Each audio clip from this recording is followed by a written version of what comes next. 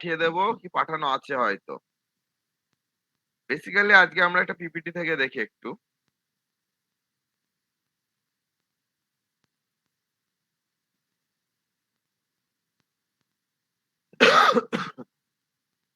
আগের ক্লাসে আমরা কি পড়েছি? Air standard cycle. Air standard সাইকেলের সব প্রবলেম গুলো করতে বলেছিলাম। করেছিস কি? Yes sir, practice করেছি। হ্যাঁ, প্র্যাকটিস না করলে কিন্তু হবে না। ওই গেটে ওইটুকুই আছে। গেটের সিলেবাসে একটা এয়ার স্ট্যান্ডার্ড সাইকেল আর ওদিকে আছে তোর পারফরম্যান্সটা। গেটের সিলেবাসে ওইটুকুই আছে। সুতরাং ওইটুকু খুব ভালো করে প্র্যাকটিস করতে হবে। আজকে স্যার আমরা মোর্স কি দেখবো। টেস্ট, হ্যাঁ? মোর্স কি টেস্টটাও আছে। হ্যাঁ, মোর্স টেস্টটা আছে। ওই তো বলছি ওই পারফরম্যান্স টেস্টের জায়গাটা। পারফরম্যান্স প্যারামিটারের জায়গাটা। মোর্স টেস্ট আছে, কি করে তোর ডায়নামোমিটার দিয়ে বিপি পাওয়ার ক্যালকুলেট করে এগুলো আছে এই। এবার দেখ fuel air cycle. Fuel air cycle কি জিনিস? দেখ, in air standard cycle for IC engines, the analysis was based on the highly simplified assumption. Because of this, the estimated engine performance by air standard cycle analysis is on the higher side compared to the actual cycle.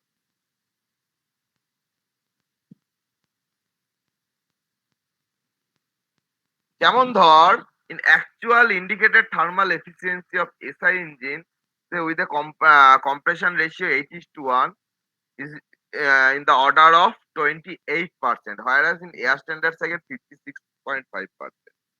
যদি তুই SI ইঞ্জিনের 8 compression ratio ধরিস, তাহলে ওই এফিসিয়েন্সির expression কি 1/1 minus 1 by r k to the power gamma minus 1, ওই expression দিয়ে বার করিস, তা এফিসিয়েন্সি আসবে in the range of 56%.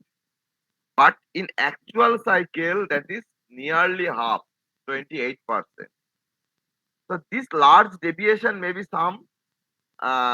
maybe to some extent attribute the progressive burning of the fuel, incomplete combustion, valve operation, etc. কি কি হয়? এই progressive burning of fuel, incomplete combustion আর ভালভ অপারেশন এগুলো হচ্ছে অ্যাকচুয়াল সাইকেলে, সেগুলো আমরা ওয়ান বাই ওয়ান পড়বো। ওকে। However, the main reason for this may be attribute oversimplified assumption made in the analysis. আগের দিনই বলেছি আমরা যে অ্যাজাম্পশন গুলো করেছি that are very over simplified assumption. এই অ্যাজাম্পশন গুলোকে will eliminate one by one. Fine. দেখি, in actual engine the working fluid is a mixture of the air, fuel vapor and residual gases. Working fluid টা আমরা যেটা air ধরে নিচ্ছি, that is not air, that is basically mixture of air, fuel vapor and residual gases from the previous cycle. Further, the specific heat of the working fluid are not constant. আমরা যেটা assume করেছিলাম যে specific hit constant, এটা constant হবে না। As all we know that at higher temperature, the heat requirement to change 1 degree centigrade is more. So the specific heat will be more at higher temperature. Okay. But increase with temperature, যেটা বলছিলাম যে আমরা ওটাকে constant ধরেছিলাম, that will not constant, that is varying with temperature, and as the temperature increases, the specific heat will also increase. Finally, the product of combustion are subject to a certain dissociation at higher temperature. আজকে আমরা এই তিনটে জিনিস দেখব। কি কি? First, working fluid is a mixture of air, fuel vapour and residual gases. First thing. Second thing দেখবো specific heats of the working fluid are not constant. আর থার্ড থিং আমরা যেটা দেখবো ডিসোসিয়েশন এট হায়ার টেম্পারেচার। পরের দিন আমরা ওই যে ভালভ টাইমিং এর কিছুটা প্রপার টাইম আছে, সেই জিনিসগুলো আমরা পরের দিন দেখবো, যেটা আমরা আগেরটাই বললাম। এই যে এখানে আমরা এই তিনটে বললাম না, incomplete combustion, progressive burning of fuel আর ভালভ অপারেশন, এই তিনটে অ্যাকচুয়াল সাইকেল হয়। এই তিনটে আমরা নেক্সট ক্লাসে দেখবো। আজকে আমরা দেখবো কি only this three. Working fluid is a mixture of air, fuel vapour and residual gases. Second thing, specific heats of the working fluid are not constant. A third thing কি না, dissociation at higher temperature.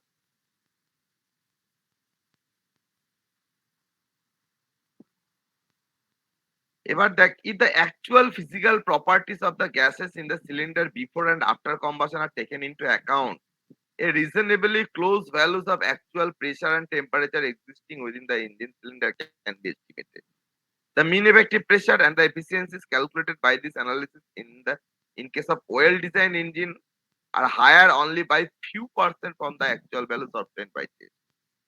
কি বলছে, যদি আমরা actual physical property of gases নিয়ে যদি সিলিন্ডারে যেটা থাকবে অ্যানালিসিস করি, তাহলে আমরা যে এফিসিয়েন্সি পাবো that is some few percent higher than the actual test. তাহলে এটা আমাদের এই অ্যাসাম্পশনটা এলিমিনেট করলে অনেকটা এলিমিনেট হয়ে যাবে। কি? Before and after the combustion actual physical properties of the gases. কি? Before combustion that is basically mixture of hydrocarbon and কি? না air. And after combustion, that is the mixture of Q water vapor, combustion product Q water vapor, and carbon dioxide. If the incomplete combustion takes place, then carbon monoxide. These are the actual gases present in the cylinder before and after combustion. Fine. The analysis based on the actual properties of the working medium, such as fuel and air, is called fuel air cycle analysis. যেটা আমরা আগে বলেছিলাম যে যখন আমরা এই actual medium working medium নিয়ে কাজ করব ফুয়েল এয়ার নিয়ে, তখন সেই অ্যানালিসিসটাকে বলা হয় fuel air cycle. And even this analysis has simplifying assumption. However, they are more justifiable and close to the actual condition than those used in the air standard cycle analysis.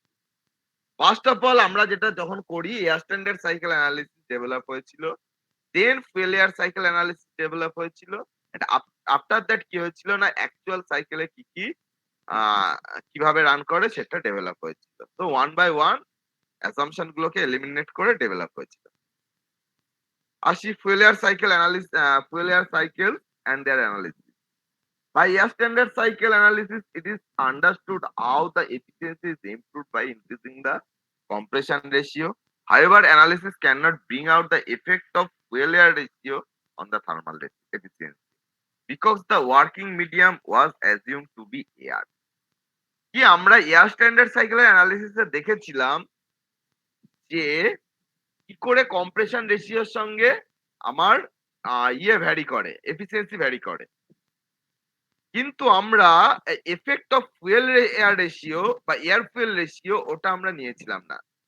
এই effect of air fuel ratio on thermal efficiency ওটা আমরা take care করি। কেন? না আমরা ওখানে শুধু only air নিয়েছিলাম। শুধু এয়ারের যেটা হবে, এবার অ্যাকচুয়াল সাইকেলে যখন তুই এয়ার ফুয়েল রেশিও নিবি, ৩ রকমের কম্বাশন হবে। কি, কি? এক কমপ্লিট কম্বাশন বা স্টয়চিওমেট্রিক কম্বাশন, একটা ইনকমপ্লিট কম্বাশন, আর একটা কি complete combustion with percentage of excess air. তাহলে তুই ৩ টে মিক্সচার সাপ্লাই করতে পারিস, stoichiometric mixture, lean mixture, rich mixture. আগে আমরা ডিফাইন করেছি কোনটা রিচ মিক্সচার বলে, যখন relative efficiency greater than relative efficiency বলছি কেন? আরে ওই টার্মটাকে কি বলে? ফাইটাকে কি বলে? Actual air fuel ratio by air standard stoichiometric air fuel ratio. ওই টার্মটাকে কি বলে রে? এই রে আমারই মনে পড়ছে না এখন। দেখ, রিচ মিক্সচার মানে rich in fuel, lean mixture মানে লিন ইন ফুয়েল। মানে রিচ মিক্সচারের ক্ষেত্রে তোর ফুয়েলের পরিমাণ বেশি থাকবে, এয়ারের পরিমাণ কম থাকবে। আর if it is lean mixture then ফুয়েলের পরিমাণ কম থাকবে, এয়ারের পরিমাণ বেশি থাকবে। তো that is excess air we are supplying.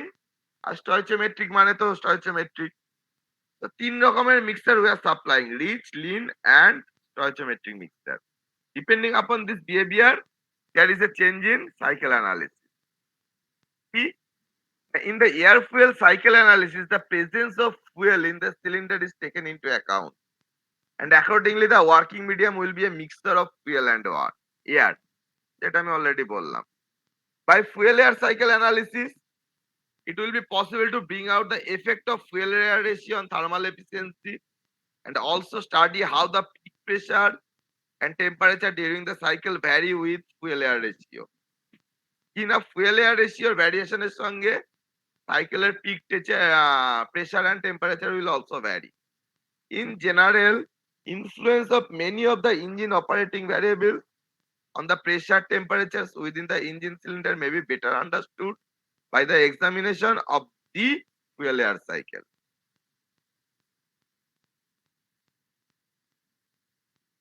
কি না ফুয়েল এয়ার সাইকেল অ্যানালিসিসে আমি অলরেডি বলেছি তিনটে এফেক্ট আমরা টেকেন কেয়ার করি কি কি first the actual composition of the cylinder gas second the variation of the specific heat with temperature and third the effect of dissociation আসি one by one actual composition of the cylinder gas কি cylinder gases contents fuel air water vapour and residual gas and the fuel air ratio changes during the operation of the engine which changes the relative amount of CO2 water vapor etc.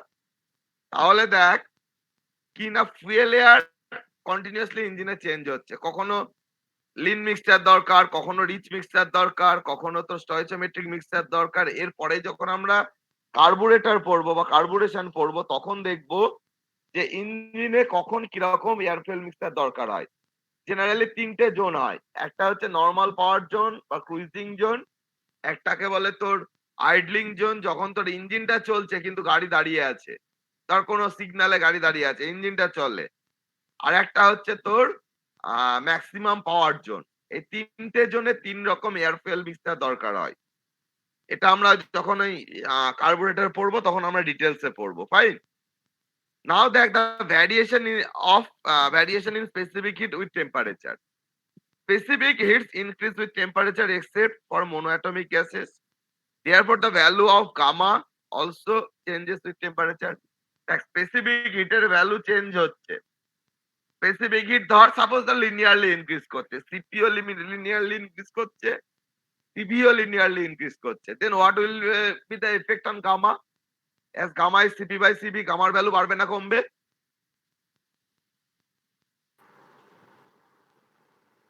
Same থাকবে না কি করে increase করছেন বললেন তো হ্যাঁ দুটোই linearly increase করছে দুটোই সেম এফেক্টে ইনক্রিজ করছে তাহলে কি করে সেম থাকবে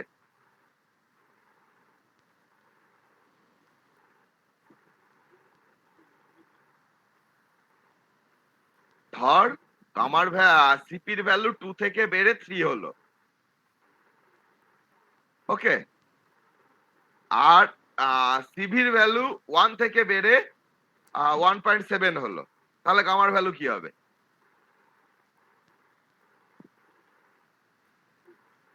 অবভিয়াসলি ডিক্রিজ করবে না কমবে এক্স্যাক্টলি জেনারেলি সেই ট্রেন্ডই হয় সিপি আর সিবি যেভাবে বাড়ুক বা তোর ইয়েতে বাড়ুক গামার ভ্যালু কন্টিনিউয়াসলি ডিক্রিজ করতে থাকে দ্য এফেক্ট অফ ডিসোসিয়েশনটা কি জিনিস কোন আইডিয়া আছে কেমিস্ট্রিতে পড়েছিস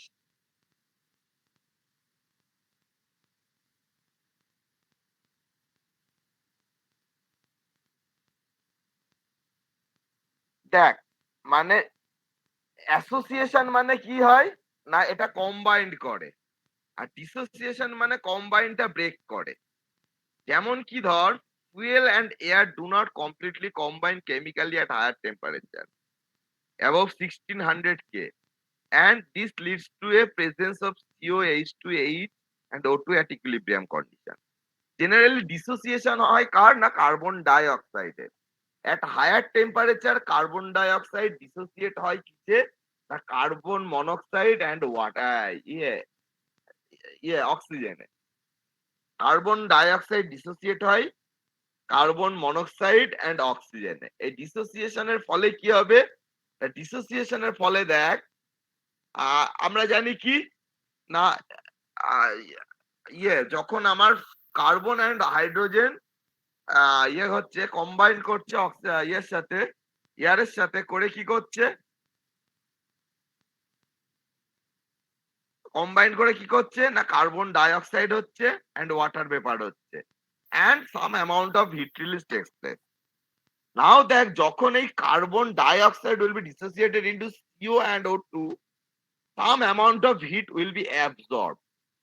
এই অ্যাবজর্বের ফলে কি হবে তাহলে যে টেম্পারেচার রিচ করার কথা অ্যাকচুয়ালি সেই টেম্পারেচার রিচ করতে পারবে না কারণ কিছুটা হিট অ্যাবজর্ব করে নিচ্ছে অ্যাবজর্ব করবে কোথা থেকে? ফ্রম দি সিস্টেম বা ফ্রম দি সিলিন্ডার। তাহলে সিলিন্ডারের পিক টেম্পারেচার পিক প্রেসার যতটা রিচ করার কথা ততটা রিচ করতে পারবে না। তাহলে এই এফেক্টে ডায়াগ্রামে কি এফেক্ট করবে আমরা ওয়ান বাই ওয়ান দেখবো। ফাইন। আরেকটা হয় কি variation in number of molecules. Number of molecules present after combustion depend upon the fuel air ratio and upon the pressure and temperature after combustion. তাহলে এই নাম্বার অফ মলিকুলস এর উপরে vary করে এইগুলো। এটা খুব একটা ইম্পর্টেন্ট কিছু নয়। Besides taking the above factor taken into consideration, the following assumptions are commonly made. If there is no change in chemical change in either fuel or air prior to combustion. কম্বাশনে again আমরা ধরে নিচ্ছি fuel air এর কোনো change হচ্ছে না। Combustion কোনো chemical change হচ্ছে না। ঠিক আছে? Subsequent to combustion the change is always chemical the change is in always chemical equilibrium. মানে যেটাই হোক অলওয়েজ কেমিক্যাল ইকুইলিব্রিয়াম মেনটেন করবে। ঠিক আছে? এই অ্যাসাম্পশন গুলো করে তারপরে কি there is no heat exchange between the gases and the cylinder walls in the process. যেটা আমরা ধরে নিচ্ছি দে আর অ্যাডাইভেটিভ। কোনো সিলিন্ডার ওয়াল দিয়ে বাইরে হিট যাচ্ছে না। দো ইন অ্যাকচুয়াল সাইকেল কিন্তু সিলিন্ডার ওয়াল দিয়ে বাইরে হিট লস হয়। Also the compression and expansion process are frictionless. Okay, এই অ্যাসাম্পশন গুলো আমার থাকছেই। In case of reciprocating engine, it is assumed that the fluid motion can be ignored inside the cylinder. মানে fluid motionটাকে ignore করতে। With particular reference to a constant volume fuel air cycle, it is also assumed that the fuel is completely vaporized and perfectly mixed with air, and the burning takes place instantly at top dead center at constant volume. আমরা যখন actual cycle পড়বো দেখবো, দেখ কোন ফুয়েলকে দিলাম সঙ্গে সঙ্গে without spending any time burn করা, ইজ ইট পসিবল? এটা পসিবল নয়। মানে ফুয়েলটা বার্ন করতে কিছুটা টাইম স্পেন্ড করতেই হবে। That may be 1 milli second বা 0.001 microsecond whatever, you have to spend some time. Time এফেক্টটা কি হবে সেটা যখন আমরা অ্যাকচুয়াল সাইকেল স্টাডি করবো আমরা দেখবো। এই ফুয়েল এয়ার সাইকেলে ওইগুলো আমরা দেখবো না। এবার এই জায়গাগুলো পড়বি আর বোঝানোর খুব একটা কিছু নেই। অ্যাকচুয়াল সাইকেল এফিসিয়েন্সির সঙ্গে ভ্যারি করে ফুয়েল এয়ার সাইকেল কিভাবে ভ্যারি করে দেখবি। Importance of fuel air cycle ওই একই জিনিস রিডিং করবি। এই যে এবার আসি effect of composition of the cylinder gas. কি এফেক্ট হয়? The air fuel ratio changes during the engine operation. This change in air fuel ratio affects the composition of the gases before combustion as well as after combustion, particularly the percentage of carbon dioxide, carbon monoxide, water vapor, etc. in exhaust gases. এটা vary করলে আমার কি হবে? In four-stroke engine, phase charge as it enters the engine cylinder comes into contact with the burned gases left in the clearance space of the previous cycle. দেখ যে fresh এয়ারটা আসছে সেটা আগের স্ট্রোকের যে বার্ন গ্যাসটা ছিল কিছুটা তো তোর ওই ক্লিয়ারেন্স ভলিউমে থেকেই যাচ্ছে, তার সঙ্গে কি হবে মিক্সড আপ হবে। মিক্সড আপ হলে কি হবে? বার্ন গ্যাসের সঙ্গে মিক্সড আপ হলে the amount of exhaust gases in the clearance space varies with the speed and load on the engine. Load আর ইঞ্জিনের লোড আর স্পিডের সঙ্গে ভ্যারি করছে। এই ভ্যারি করলে কি হবে? ইট উইল ডাইলিউট দ্য ফুয়েলটাকে ডাইলিউট করবে, তার মানে কম্বাশন এফেক্ট করবে। So fuel air cycle analysis takes into account this fact and the results are computed by preparing combustion chart. তাহলে fuel air cycle থেকে efficiency calculate করতে গেলে you have required combustion chart. Okay. However, with the availability of the fast digital computer, nowadays it is possible to analyze the effect of cylinder gas composition on the performance of the engine by means of suitable numerical technique. এখন অনেক numerical technique develop হচ্ছে যেটা দিয়ে তোর এই effect of combustion gases এর এফেক্টটাকে কিভাবে study করা যায় সেটা দেখা হয়। ওকে, এগুলো পড়বি আর খুব একটা কিছু নেই। এবার হচ্ছে এটা very important, effect of variable specific hit. এই একই জিনিস পড়বি, জেনারেল অ্যাসপেক্ট, কি হয় সিপিসিবির ভ্যালু কনস্ট্যান্ট থাকে না, ভ্যারি করে। কিভাবে ভ্যারি করছে?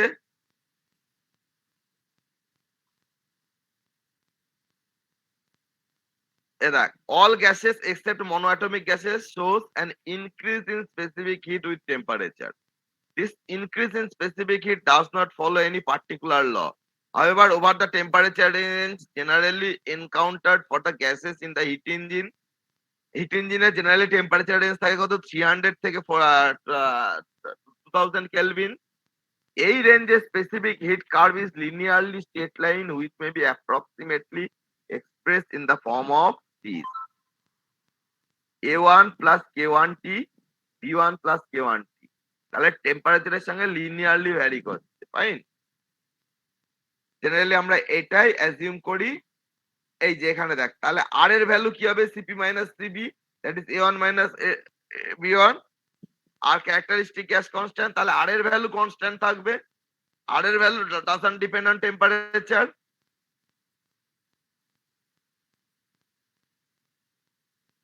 এবার দেখ, যদি তোর 1500 এর উপরে হয় তখন ওটা ভ্যারি করে কি প্যারাবোলিক্যালি, ঠিক আছে, কিন্তু সেটা আমাদের এফেক্টে লাগে না। না লাগলে সিপিসিবির ভ্যালু দেখ কনস্ট্যান্ট না হয় যখন এই যে gamma decrease with, since the difference between CP and CB is constant, the value of gamma decreases with increase in temperature. কি? সিপি সিবির ডিফারেন্সটা কনস্ট্যান্ট থাকছে, তাহলে সিপি যেটা বাড়বে সিবি তার থেকে বেশি বাড়বে, বেশি রেটে বাড়বে। বাড়লে গামার ভ্যালু কি করবে? Decrease with increase in temperature. All gases except monoatomic gases shows an increase in specific heat at high temperature. এই স্পেসিফিক হিট ইনক্রিজ করলে এর টেম্পারেচার কি হবে সেটা আমরা এই ফিগারে দেখতে পাবো। ডিসকাস করা যাক। 1 থেকে 2, এর নিচেরটা তো কোনো হিট অ্যাডিশন নেই, টেম্পারেচার বাড়ছে কম, এই জন্য এটা নিয়ারলি সেম পয়েন্টই থাকবে 2 আর 2 প্রাইম। বাট দেখ স্পেসিফিক হিট বাড়লে গামার ভ্যালু কমছে, তাহলে এই পিক টেম্পারেচার এয়ার স্ট্যান্ডার্ড সাইকেলের peak temperature will be lower. কতটা লোয়ার হবে? না 3 প্রাইম অবধি এতটা কমবে। এই যে এই এরিয়াটা ডিক্রিজ করছে কি? Due to what? Due to variation in specific heat. তাহলে তুই দেখতে পাচ্ছিস due to variation of specific heat output is continuously decreasing. কেননা area under PV diagram is nothing but the work output. তাহলে এরিয়া আন্ডার পিভি ডায়াগ্রাম কমছে মানে work output কমবে, fine.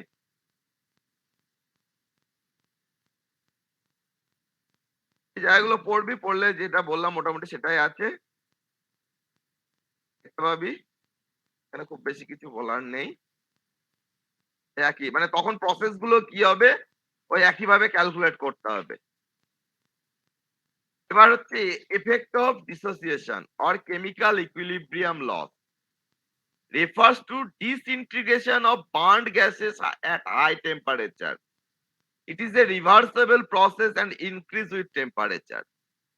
যখন টেম্পারেচার বাড়ে, টেম্পারেচারের সঙ্গে ডিসোসিয়েশন এফেক্টটা বাড়ে। কি? During dissociation, a considerable amount of heat is absorbed.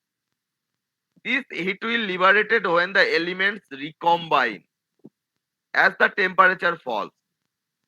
এটা মজার জিনিস কি দেখ, ডিসোসিয়েশন হচ্ছে বলে হিট অ্যাবজর্ব করছে, হিট অ্যাবজর্ব করলে কি হবে? টেম্পারেচার ফল করবে। আবার যখন টেম্পারেচার ফল করবে ইট উইল রিকম্বাইন। রিকম্বাইন হলে কি হবে? আবার টেম্পারেচার রিলিজ করবে। Thus, the general effect of dissociation is the suppression of the part of the heat during the combustion period and liberation of it as expansion proceeds. A condition which is really identical with the effects produced by the changes in specific heat. However, the effect of dissociation is much smaller than the change in specific heat. Same condition সাইকেলে হবে, কিন্তু এখানে একটা জিনিস কি না, এর এফেক্টটা কম compare to specific heat. তাহলে দেখি কিরকম এফেক্ট হবে। আর আগে এই ইকুয়েশনটা দেখি, এই যে ডিসোসিয়েশন CO2 কিছুটা হিট নিয়ে CO আর O2 তে ডিসোসিয়েট হচ্ছে, H2O কিছুটা হিট নিয়ে হাইড্রোজেন আর অক্সিজেনে ডিসোসিয়েট হচ্ছে, দ্যাট ইজ কল্ড ডিসোসিয়েশন। ওকে, এগুলো পড়বি, এগুলো রিডিং পড়লে হবে। আমি যে জায়গাটা দেখাবো সাইকেলের জায়গাটা এফেক্ট কি হচ্ছে সেই জায়গাটা দেখাবো। এই যে ডিসোসিয়েশন এর আগে টেম্পারেচার পিক টেম্পারেচার যখন কোনো ডিসোসিয়েশন ছিল না তখন কোথায় হচ্ছিল? স্টয়চিওমেট্রিক ফুয়েল এয়ার রেশিওতে স্টয়চিওমেট্রিক মিক্সচারে হচ্ছিল এট পিক পয়েন্ট রিচ করছিল। এই রে বাট উইথ ডিসোসিয়েশন কি সামাও রিচ মিক্সচারে তুই ম্যাক্সিমাম টেম্পারেচার রিচ করবি। কেন? রিচ মিক্সচার হলে the effect of dissociation will be less. কেন less?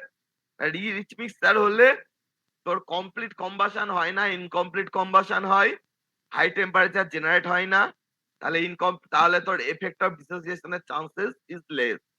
তাই উইথ সাম রিচ মিক্সচার কি হয়? ম্যাক্সিমাম টেম্পারেচার রিচ করে in case of if the dissociation present. Okay, এই যে with no dissociation maximum temperature is attend at chemically correct air fuel ratio. With dissociation, the maximum temperature is obtained when the mixture is slightly rich. Dissociation reduces the maximum temperature by about 300 degrees centigrade even at chemically correct air fuel ratio. তাহলে effect of dissociation দেখতে পাচ্ছিস? প্রায় সাইকেলের temperature 300 degree maximum temperature যেটা rich করার কথা তার থেকে 300 ডিগ্রি কম করে। That is the effect of dissociation. The effect of dissociation on power output আউটপুটের উপরে এফেক্ট কি দেখ? একইভাবে সামাও রিচ মিক্সচারে তোর যদি তোর ইয়ে হতো ডিসোসিয়েশন এফেক্ট না থাকতো তাহলে বিপি কোথায় ম্যাক্সিমাম পেতিস? যখন তোর stoichiometric air fuel ratio. But as it is dissociation present তাহলে সামাও কোথায় পাবি? রিচ মিক্সচারে তুই ম্যাক্সিমাম পাওয়ার পাবি, ম্যাক্সিমাম ব্রেক পাওয়ার পাবি। ফাইন, ব্রেক পাওয়ার যেখানে তুই ম্যাক্সিমাম পাবি। আর এসএফসি কি? Specific fuel consumption. Specific fuel consumption তো যত লিন মিক্সচার হবে তত বেটার স্পেসিফিক ফুয়েল কনজাম্পশন হবে, এটা তোরা জানিসই। এগুলো পড়বি, আর বোঝানোর কিছু নেই। এই যে ডিসোসিয়েশন এফেক্টে এটা কি? এই 4 প্রাইম অবধি টেম্পারেচার রিচ করে, 3 প্রাইম টু 4 প্রাইম এই এতটা এরিয়া কম হয় due to the effect of dissociation. PV ডায়াগ্রামে এফেক্ট, তাহলে এতটা এরিয়া কম হচ্ছে মানে এগেন এতটা আউটপুট কম হচ্ছে। এইগুলোকে যখন এলিমিনেট করবি তখন efficiency of air fuel cycle আসবে ইন দ্য রেঞ্জ অফ 35%, যেটা তোর এয়ার স্ট্যান্ডার্ড সাইকেলে ছিল 56%। বাকি ওই 28 থেকে 35% ফলটা অ্যাকচুয়াল সাইকেলে হয়, যেটা আমরা নেক্সট ক্লাসে দেখবো। আজকে এইটুকুই পড়বি। আর এই জায়গাগুলো একবার রিডিং পড়বি, এগুলোতে বোঝানোর কিছু নেই। এগুলো টোটালি এক্সপেরিমেন্টাল ডেটা, কিভাবে প্লট করা হয়েছে দেখবি। এফিসিয়েন্সির কম্পারিজন উইথ ইকুইভ্যালেন্স রেশিও। আগের দিন যেটা আমি বলতে ভুল করছিলাম, ফাই হচ্ছে equivalence ratio. Depending upon the value of phi rich mixture, lean mixture আর স্টয়চিওমেট্রিক মিক্সচার ডিফাইন হয়। ফাইয়ের ভ্যালু গ্রেটার দ্যান 1 মানে রিচ মিক্সচার, ফাইয়ের ভ্যালু লেস দ্যান 1 মানে লিন মিক্সচার, আর ফাইয়ের ভ্যালু 1 মানে that is stoichiometric mixture. Phi হচ্ছে ইকুইভ্যালেন্স রেশিও। ফাইন, এই জায়গাগুলো একবার রিডিং পড়বি, সবগুলো দেখ সামহাউ একটু পজিটিভ দিকে তোর ম্যাক্সিমামটা রিচ করছে। এই যে এগুলো টোটালটা এগুলো বেসড অন এক্সপেরিমেন্টাল ডেটা। এই যে 6% rich of fuel air ratio, maximum point কোনটা? 6% রিচে অ্যাচিভ করে। এগুলো পড়বি একবার, রিডিং পড়লেই হবে, বোঝানোর খুব একটা কিছু নেই। সব গ্রাফ গুলো একবার করে রিডিং পড়বি। এই মানে এগুলো সব এক্সপেরিমেন্টাল ডেটা থেকে গ্রাফ গুলো তৈরি করা। এইটুকুই, এইটুকু পড়বি। পড়ার পরে নেক্সট দিন আমরা অ্যাকচুয়াল সাইকেল পড়বো, দেখবো অ্যাকচুয়াল সাইকেলের ডায়াগ্রাম কি হয়। ফাইন, কিন্তু পড়াশোনা করতে হবে, নাহলে ভুলে যাবি। আমি এই পিপিটিটাও পাঠিয়ে দেবো আর সঙ্গে ওই গণেশনের বইটা পাঠিয়ে দেবো, ঠিক আছে?